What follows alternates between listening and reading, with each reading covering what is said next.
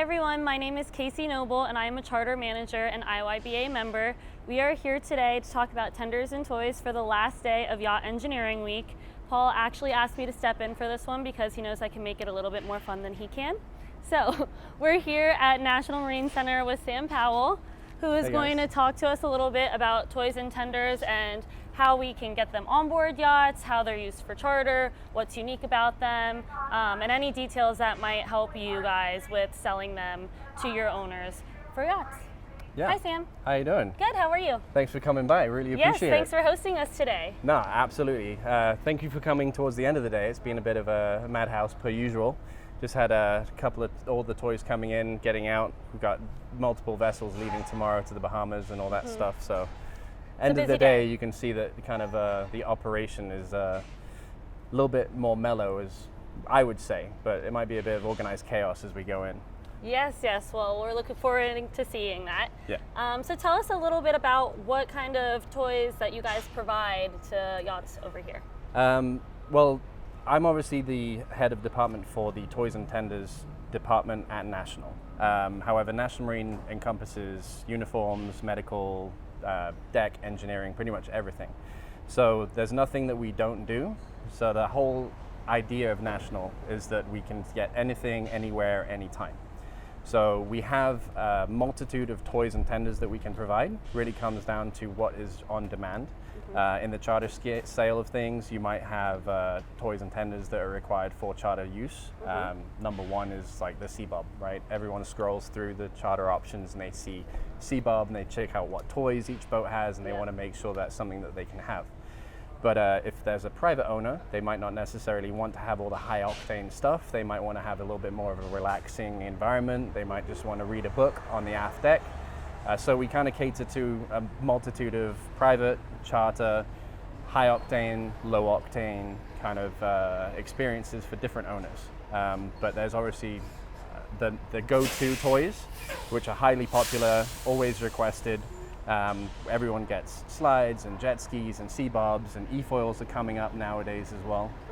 And they're kind of becoming almost standard. So during the whole experience of COVID, we had boats changing ownership multiple times. Everyone wanted to load up on toys within 2 weeks, so everyone had the go-to on paddleboards, the go-to on helmets, the go-to on life jackets. Availability was really difficult, so we would actually come down to the point where we have our number one set of brands, like our top 5. We would stock as much as we could from those manufacturers, and so we would be able to meet that immediate need of people saying, I need this, I need it now, I need my best price, I need it on the boat within 2 weeks, send the wire transfer. So what's the average amount of time, would you say, if someone needed a Seabob or an inflatable, how long would it take for them to get to it coming through you guys? Depends how quickly you can send the funds. So technically speaking, we have such a well-established relationship with most of our vendors that we can get products same day. So we can get Seabob same day. We can get inventory such as custom inflatables or stock inflatables. We have AquaBanas that they have a $2 million warehouse of inventory up in Orlando. And Mark, the owner, is a bit of a nutcase, so he will literally drive down same day, load up that van and get it down here if need be. Good service. We usually stock some e-foils as well, but say we're a lift dealer. So a lift e-foil, that is one manufacturer, but they have 4 different sizes. They've got now about 10 different color schemes. They have, there's a wing. So with the foil, not only do you get a different size board, but you get a hydrofoil wing underneath. So you have to pick the combination that works best for that client. So you have to get a charter client, they want to have a new experience on an e-foil, you want to make it as entry level as possible so they can get up and have fun. Whereas, that is true. say there's a crew member that really enjoys it and they've done it all the time, they want to show off to the boss and show people what they can do, you can almost level up with the same board with multitudes of wings and allow them to have essentially a progression with the same toy. You know, I did have one of those experiences myself. Okay. I had Perfect. the pleasure of trying to learn how to e-foil at the St. Thomas Charter Show this past year, and I think that I started off at like a 4, but then Yeah. made my way up to like an 8 by the second time. Yeah. Not as easy as it looks, that's for sure. Not at all. But definitely Yeah. a whole lot of fun. Awesome. It's a completely new experience for some people as well. So it's just like yachting. It's something that really it elevates the game, whether it's just getting a massage or whether it's just getting drinks, or you've got a 5-star chef at your beck and call at the same time. You have a whole crew of people that are there to make sure you're having a good time. The whole point of yachting is to really make sure that you have the absolute best at your fingertips. And it's just being able to work in the industry and being just essentially a middle person, a middleman to make that happen. The captains and the crew and the charter agents, everyone's able to pull all the rabbits out of the hat, and we just kind of facilitate as a catalyst. Right. So we've talked a little bit about, you know, the electronic toys and whatnot. Let's talk about inflatables. What are some of the most popular inflatables that you guys sell these days? We have a lot of them. So a couple years ago, we used to have the #1 request was an inflatable unicorn. And everyone just had to have these inflatable unicorns or flamingos, and it was something that you could buy from Sam's Club, and then everyone would buy them up on eBay. This yacht slide was something that everyone loved to have, and the deck crew would hate at the same time. Yes. So we understand that. The old technology would be a little bit heavier duty, but heavier material. The captains would say, you know, don't lift with your hands, lift with your deck hands. You know, we try to make sure that anything that they do get works for the program. So I don't want to sell anything to someone that they don't want, or that doesn't work for their program, that doesn't really fit their boat, or they don't have the storage for. If it adds to the experience, by all means, that gets me going. But if so you brought up storage, big, which I know is one of the factors that, you know, we have to take into consideration a lot when adding new toys on board. How compact can some of these inflatables get? How well do they store? Well, there's some, obviously, if you're getting a 10-meter slide off the top deck of a massive super yacht, it's going to be huge, and it's all going to be one single piece. It's going to be a single construction. So you're going to be looking at a couple 100 pounds, and it's not something that you're going to be wanting to kind of just lug over your shoulder and put into the lazarette. When it comes down to those really big toys, we're going to try and make sure that anything that's done, when you're measuring for a custom slide, it's got to be at a location where you have the assistance of a davit or a crane, but it's also located near a water point and an electrical point. So that way you can fill it up, you run the water, and you have access to a crane to deploy it at the same time. Some of the custom platforms or the non-custom platforms, you can get really big inflatables, but again, we wouldn't recommend a massive inflatable unless you had a hydraulic transom, or say if you had enough deck hands to be able to pull it all together. You know, Yacht Loon has a great program, and they have huge inflatables, but they have the deck crew that have been doing this day in, day out. They charter all the time, and that is their shtick. They get it in, get it out really quickly. Okay, so what would you say is the average time then that it might take a less experienced crew than the one that you just mentioned to set up all of these inflatables? So in an example where you have slides and swimming pools, jet ski docks, toy lines, and you have to deploy the jet skis and the Seabobs and the e-foil, have everything there for the customer experience. If they haven't done it once or twice, it could take a few hours. Okay. And so if you've got a massive squall coming in from the Bahamas, it's not going to be a good time. Yeah. But at the same opportunity, it's a great experience for people to get everything in and out, to see how compact they can store everything. It comes from the factory folded in a specific way, so when it ships, it's going to be in the most compact box. But when they get it to a boat, and then they've got one deckhand that inflates it and doesn't know how to roll it up, and then they go on rotation, someone comes back and folds it a different way, it's not going to fit in the same confined space as possible. But where we try to do that is we really try and help them as much as possible, giving them YouTube tutorials. We FaceTime them on the crew, on the boat, just to kind of walk them through it.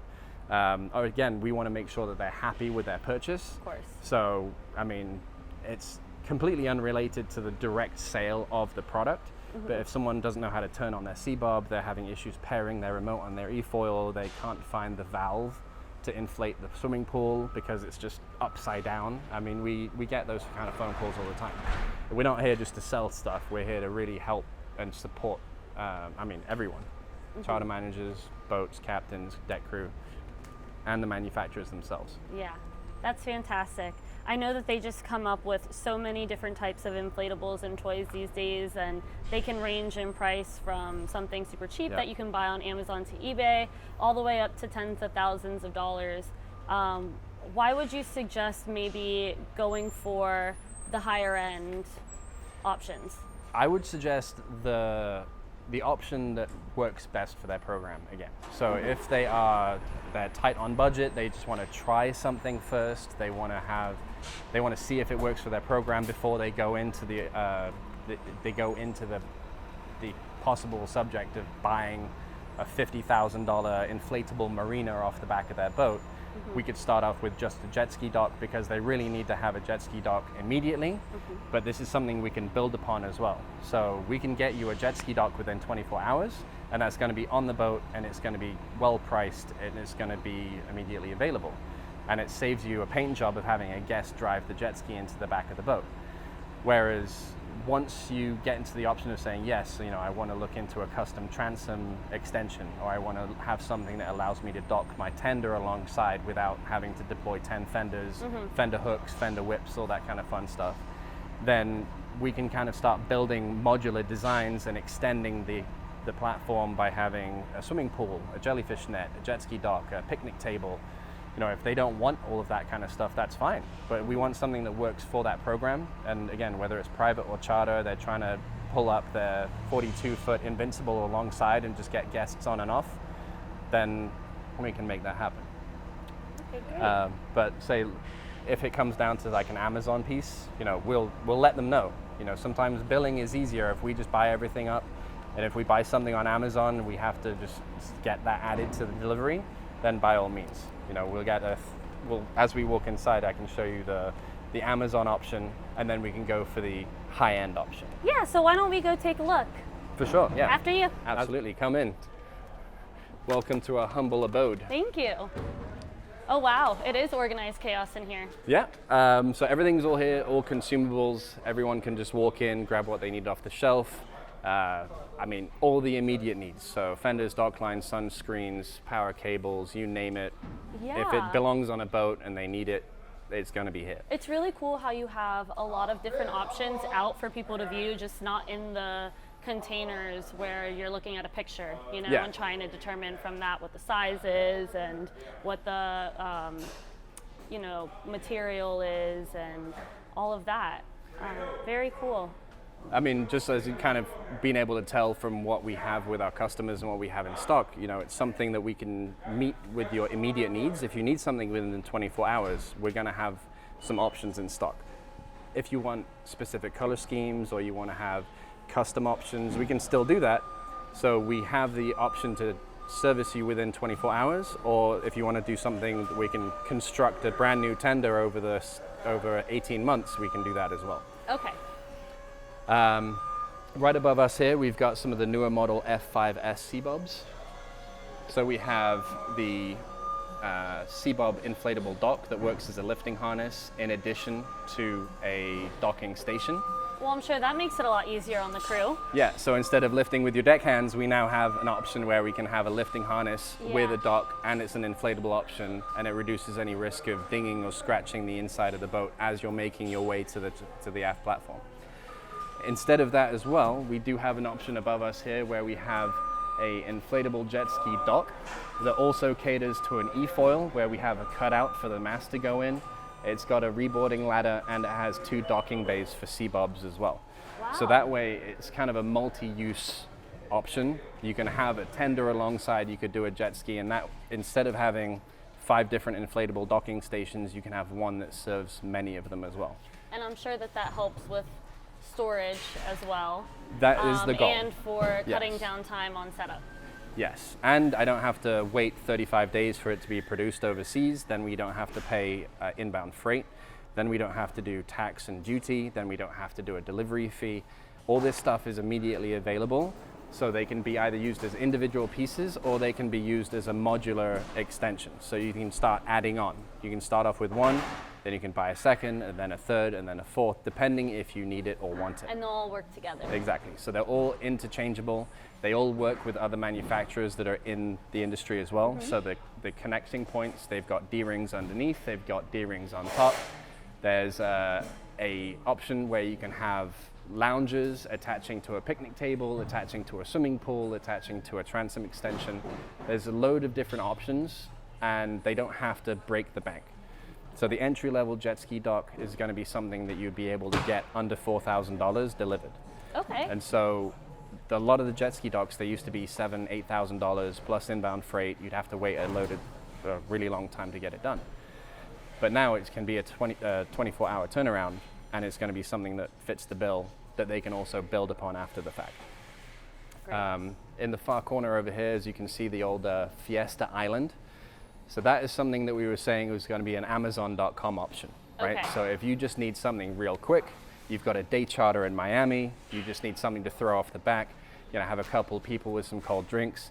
It's something that's not going to break the bank. You might go through 2 or 3 of them in a season. Okay. It's just a single PVC glued seam, not really going to do too much. Someone jumps on it the wrong way, it's probably going to break. Okay. But it fits the need, it suits a day charter kind of experience. Mm-hmm. And if you're looking for something that'll say last a year, 2 years, or maybe even longer if treated properly, what kind of materials are you looking then? So, I mean, if you can look around at the moment, we've got some of these single cell towable inflatables. These towables, they're going to last you maybe a season or 2 if you're lucky. These party banners, these AquaBana materials, and some of the jet ski docks that you're going to get, these are the same material that's constructed from they're similar to the inflatable paddleboards. So instead of glued seams, they're now hot welded seams. And you can now get them up to like 50 centigrade. They call them Middle East grade. And so instead of the glue, they can be put in high temperatures. The glue's not going to rip off. You can inflate them to 15 PSI. They've got a much longer manufacturer's warranty. And so we're dealing with the manufacturer, we're doing warranty with the manufacturer, we're repairing with the manufacturer, and we're dealing directly with the boat at the same time. So we're able to always maintain the product quality 2, 3 years, 4 or 5 years down the road. Okay. And then if the opportunity arises where we can trade them in, so we can build on their program, have larger inflatables, or say that it doesn't work for them, we can take it back, sell it onto another customer, and get them something that works for their program as well. Obviously, our intention is to buy, sell, look after the customer, but if they're not happy, we're going to always make sure that they eventually will end up being a happy customer at the end of the day. All about service, right? That's pretty much what it is. It's people. It's not necessarily products and branding and selling and just selling as much to the boat as possible. If they don't want a Seabob or they don't want a slide, I don't want to give it to them. Yeah. But if they're going to be stoked about having the best kite surfing experience on board, like, we're going to get on board with that customer and make sure they're super happy with it. Same with e-foils, same with Seabobs, same with Naughty Boys, same with AquaBanas, same with Fun Air. No matter what it is, we just want them to be happy about it. Cool. Thank you so much for a fantastic tour, Snap. Sam. Just one last question for you. When someone is ready to purchase one of these tenders or toys, how do they get in touch with you? Well, just send an email to toyshop@nationalmarine.com, and then we have a full staff being able to respond to any of your requests. If you need anything that's stock, inventory, and urgently needed, or if you need anything custom, we can start working with you on renderings, getting a GA set up, and getting essentially whatever you want. If you want to draw it on the back of a napkin, we could probably make that happen. Awesome. Thank Sweet. you so much. You're very welcome. Thanks for coming by. Thanks. So when you guys are ready to purchase one of these toys or tenders from Sam, make sure that you mention that you saw this through IYBA's Yacht Engineering Week, and they'll be sure to take extra good care of you. Thanks again for joining in, and off to you, Paul. Thank you again. And that's a wrap for today. Yacht Engineering Week 2023 has been brought to you by our title sponsor, Pantropic Power, the local cat dealer, and our anchor sponsor, Robert Allen Law, the business of yachts. We would also like to thank our segment sponsors, Lürssen, Viking Marine Exhaust, Zemos, Marine Data Solutions, MPI, Bradford Marine, Ditech, Lewis Marine Supply, MPT, Tropic Ocean Airways, Ward's Marine Electric, Seabob, AquaBanas. We'll see you again tomorrow, 9:30 sharp.